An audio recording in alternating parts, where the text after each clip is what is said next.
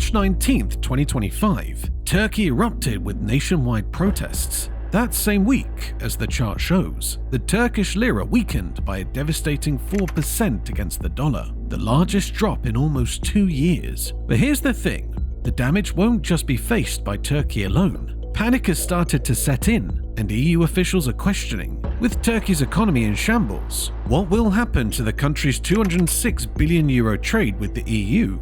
And that's not the only concern. With domestic unrest on the rise, millions of Syrian refugees in Turkey might decide to flee, threatening to cause a migration and security crisis within the EU. So, is the EU actually equipped to handle the jarring economic loss, possible influx of refugees, and dire security threat? Or will Turkey's protests destabilize the EU's very structure? Let's find out. You see, the European Union is Turkey's largest trading partner. That means when Turkey's political scene turns chaotic, the EU's economy can feel it too, whether it's through trade, banking, or overall market confidence. And it's not a small connection either. In 2023, the EU exported goods worth €111 billion to Turkey. Meanwhile, Turkey sent €95.5 billion worth of goods back. Think about that scale. That's thousands of businesses, jobs, and supply chains flowing across borders. Most of these goods are motor vehicles, machinery, and electrical equipment, the kind of things that power industries. If you're in Europe, nearly 1 out of 3 products Turkey imports comes from you.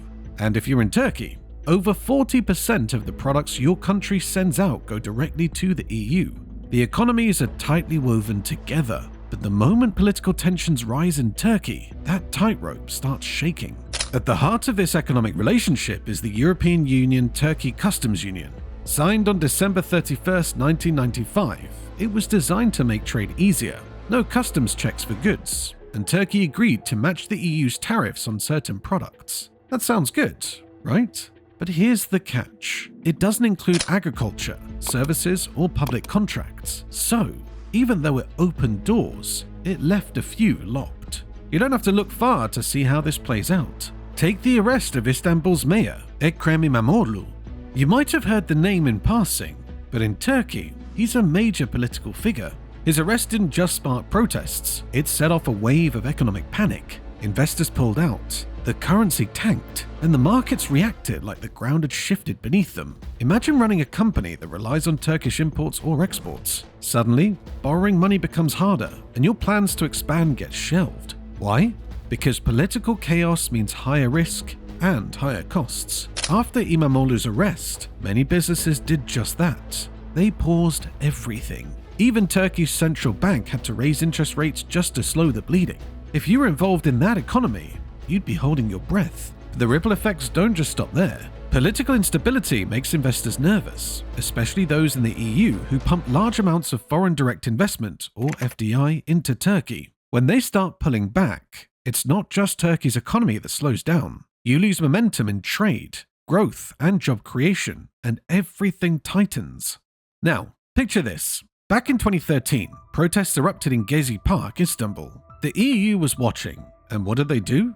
They paused membership talks with Turkey, not because of economics, but because of how the government handled the protests. That decision alone chilled relations and put new trade opportunities on ice. That's the kind of thing political unrest can do. One event can halt years of progress. The customs union also begins to suffer under political strain. You might assume it's rock solid, but when Turkey starts bending the rules, like ignoring parts of the EU's generalized scheme of preferences, the foundation weakens. Turkish exporters who rely on that system lose their edge, and if you're one of them, you're left scrambling to stay competitive.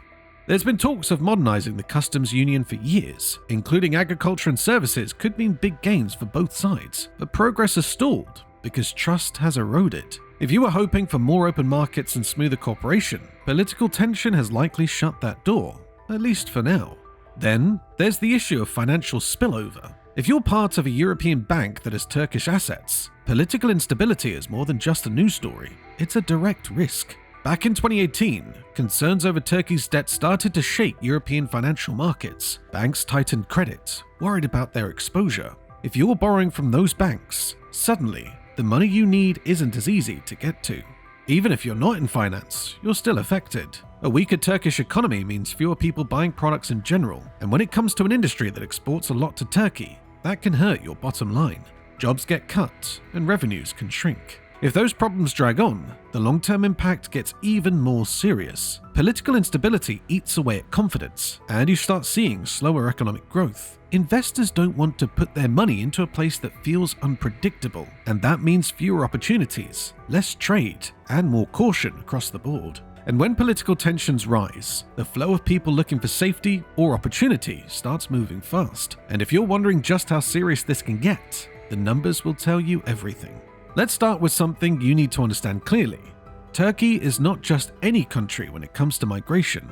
As of 2023, Turkey is home to around 3.6 million refugees, most of them from Syria, fleeing conflict and hardship.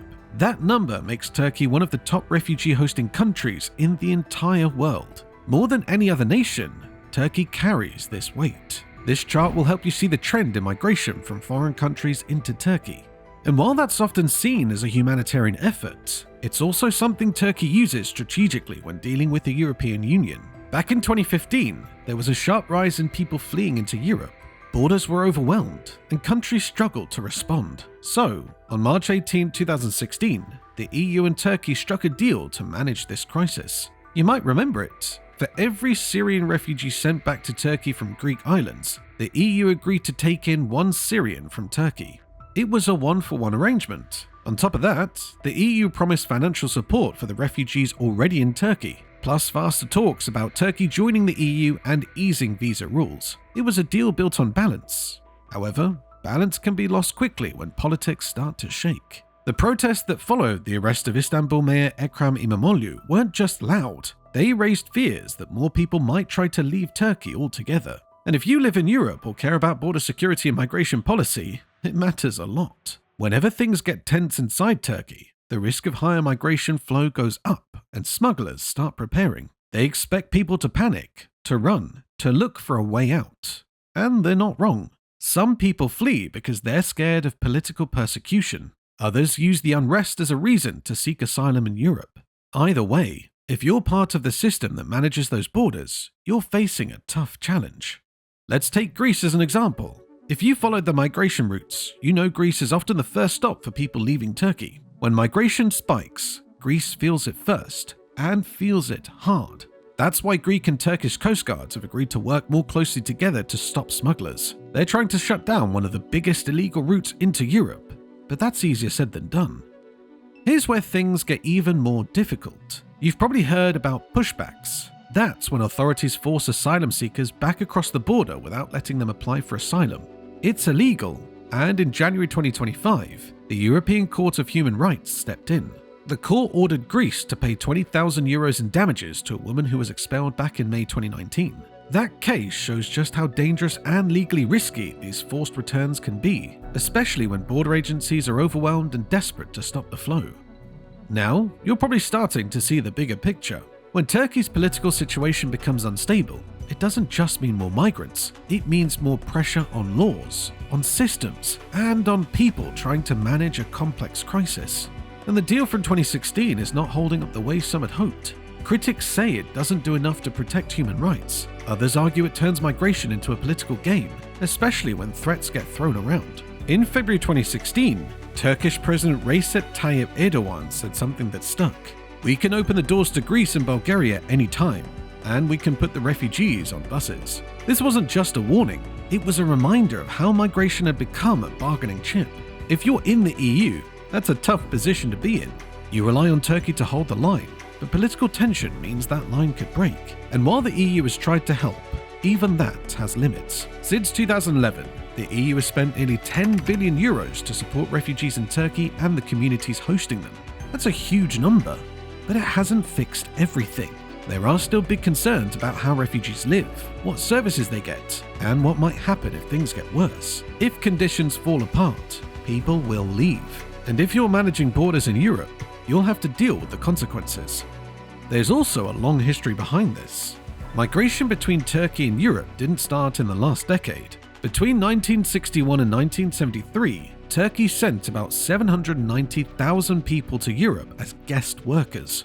Only around half ever returned to Turkey. And more recently, starting in 2018, when Turkey's economy hit a rough patch, even more people started leaving again. In 2018 and 2019 alone, over 330,000 people left Turkey each year, and up to 40% of them were Turkish citizens.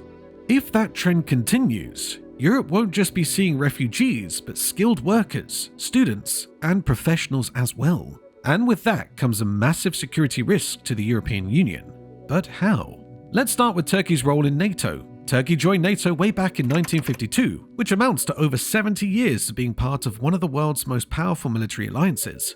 From the beginning, this wasn't just about defense, it was a political decision too. It tied Turkey to the West and made sure that NATO had a strong presence at the edge of Europe and Asia. That location matters more than you might think. Turkey borders places that have been hotspots for decades: Syria, Iraq, Iran, and the Eastern Mediterranean. Because of that, Turkey often becomes the front line when things go wrong in the region. For example, when there were fears of missile threats from the south, Turkey joined NATO's Operation Active Fence. The mission aimed to defend Turkish territory from possible attacks and was a key part of keeping the region stable. Now, shift your view towards the Black Sea. Here, Turkey plays another major role. It acts like a buffer zone, standing between Europe and unstable areas. Through efforts like Black Sea Harmony, Turkey has helped secure one of the most important maritime routes that touch countries like Ukraine, Russia, and Georgia. Without Turkey's help, it would be much harder to keep those waters safe and under control. But here's where things start to get complicated, and where you need to start paying attention. Turkey's strength in NATO and European defense doesn't just rely on its geography or its army. It depends heavily on its internal political stability. When things get shaky at home, everything else starts to wobble too. The 2025 protests raised serious concerns among Turkey's NATO allies. When this kind of unrest breaks out, it takes the focus away from international commitments. If you're in NATO, that means fewer resources, less cooperation, and slower planning, all because one country is dealing with a political crisis. And it gets worse. After the failed coup attempt in 2016, Turkey carried out large purges within its military and government. These purges targeted thousands of people and deeply affected how ready the country's armed forces were. For you, as someone relying on NATO's safety, that means one of your allies became weaker almost overnight. The chain reaction led to delayed operations, broken intelligence sharing systems, and a loss of trust. Then there's the European Union. Even though Turkey isn't a member of the EU, it still works closely with it on several security issues. At least it does when things are stable. But political problems at home make that cooperation harder. When Turkey makes moves that the EU sees as undemocratic or aggressive, it puts a strain on their relationship. And when trust breaks down, so does joint work on border control, counter-terrorism, and defense planning. You've also probably heard about Turkey's decision to buy the Russian S-400 missile defense system. That deal sent shockwaves through NATO. Why? Because it's a system that doesn't fit with NATO's defenses. And worse, it came from Russia, a country that's seen as a major threat to European stability. That kind of decision sends mixed signals. If you're part of NATO or the EU, it's hard to know which side Turkey is leaning towards. These choices raise questions. Can Turkey be fully trusted to align with European interests? Will its military decisions continue to match NATO strategies? And if it starts looking elsewhere for security partners like Russia or China, how should Europe respond? It doesn't stop there. Turkey has recently shown interest in joining BRICS, the group that includes Brazil, Russia, India, China, and South Africa. These countries have different goals from NATO and the EU. So, if Turkey strengthens those ties, it could complicate its relationship with Europe even more. And if you're trying to build a stable, united defense system in Europe, those mixed alliances can become serious obstacles. Still, it's not all bad news. Turkey's involvement in European defense remains critical. It has one of the largest armies in NATO, strong intelligence capabilities, and unmatched control over several key regions. But to stay effective, Turkey needs to keep its internal politics in check. That means upholding democracy, keeping its institutions stable, and avoiding moves that make its allies nervous. It's important to understand how fragile this balance can be. Every political shift inside Turkey, every arrest, protest, or policy change has the power to shift European defense strategies. And when Turkey makes decisions that go against the collective goals of NATO or the EU, it forces everyone to rethink their plans. In the bigger picture, European defense can't afford to lose Turkey as a strong, reliable partner. But for that partnership to stay strong, Turkey has to be careful about how it manages its internal affairs and foreign relations. The decision it makes at home matter just as much as the one it makes on the world stage. Do you think Turkey's issues could seep into the EU so drastically? Let us know in the comments, and don't forget to like and subscribe for more.